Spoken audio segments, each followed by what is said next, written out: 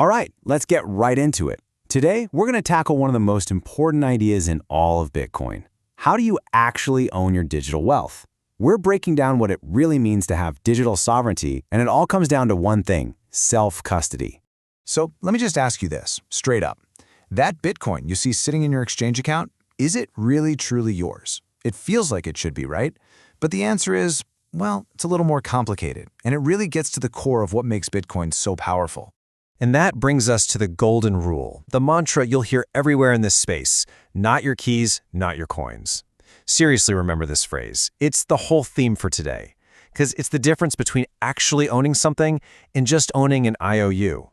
Okay, so let's start by peeling back the curtain on this illusion of ownership.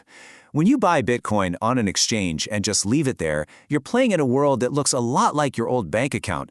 But trust me, the rules are completely different.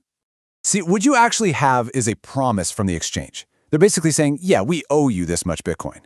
But what happens if that platform goes under? We've seen some of the biggest ones collapse. What if they get hacked or regulators step in and freeze accounts? Suddenly that promise is broken, and your funds, they could just vanish. And this little guy here, this image just nails the feeling, doesn't it? It's that low-level anxiety you have when you know deep down that someone else has the final say over your money. You've handed over control, and that comes with a ton of risk you might not even be thinking about. But here's the good news. The solution to this whole problem is actually built right into Bitcoin's design. So let's talk about how you go from relying on someone else's promise to taking back full control. First thing you have to understand is the private key. Just think of it like this secret, one-of-a-kind master key to your own personal digital vault. This key, and only this key, can sign off on transactions and prove to the entire world that you own your Bitcoin and have the right to move it. Now, a private key is just a crazy long string of letters and numbers, not very friendly to deal with. That's where a seed phrase comes in. It's a simple list of 12 or 24 normal words, and it's the master backup for your private key. And let me be crystal clear, you need to guard these words with your life. Never, ever store them online. Don't take a picture of them. If anyone gets their hands on these words, they have complete control of all your funds. Game over. So, to put it all together, it's a simple three-step idea. 1. Your Bitcoin isn't in your wallet. It lives on the global network known as the blockchain. 2. Your wallet is just the thing that holds the private keys that give you control over your Bitcoin on that blockchain. And 3. That seed phrase, that's your ultimate insurance policy to get those keys back if your phone or computer ever breaks. Okay, so you're on board. You're ready to take control of your keys. The next question is, what's the right tool for the job? And that brings us to the two main types of wallets you can use: hot and cold. And this slide really breaks down the basic trade-off here: convenience or security. On one side, you've got hot wallets. These are apps on your phone or computer. They're always online, which makes them super convenient for quick, everyday transactions. But that also makes them more vulnerable to online attacks. Then on the other side, you have cold wallets. Think of these like a high-security vault. They're physical devices like a ledger or a Trezor that keep your keys completely offline. They're not as quick for day-to-day use, but for storing your long-term savings, that offline security is absolutely the gold standard. You know, taking control of your keys isn't just a tech thing. It's a huge shift in mindset.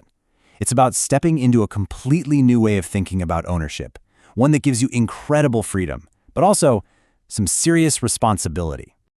Just think about this for a second. In the traditional world, if you lose your password, no big deal, right? You just call the bank, answer some questions, and they reset it for you. There's a safety net. With Bitcoin self-custody, you are the bank. There is no support desk. There is no password reset. If you lose your seed phrase, those funds are gone, forever. It's a huge difference, but that's the price you pay for having absolute control. I love this way of thinking about it. You basically have to take on all the jobs yourself. You are the CEO, you are the head of security, you are the compliance department for your own little financial system. It sounds like a lot, and it is, but that's what financial sovereignty actually looks like. So why would anyone take on all that responsibility? Because look at what it protects you from.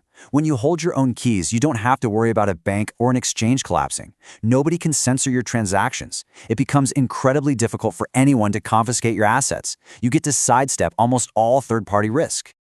So let's wrap this all up by looking at the big picture. This journey isn't just about protecting your coins. It's about really and truly becoming your own bank and taking part in a brand new way of finance. The moment you hold your own keys, and send a transaction, you are using Bitcoin exactly as it was designed to be used. It is pure, peer-to-peer digital cash.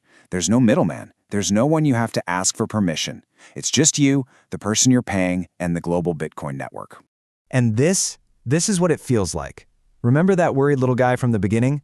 This is the end goal. This is the peace of mind you get from knowing your wealth is safe, it's under your control, and no one else can touch it no matter what's happening out there in the world. So we'll leave you with this final thought. Yeah, this kind of freedom has a cost, and that cost is responsibility. It takes a little bit of learning, a little bit of discipline, but in a world that seems to get more and more uncertain, the ability to have complete control over your own wealth, to have real financial sovereignty, that's something that is truly, truly priceless.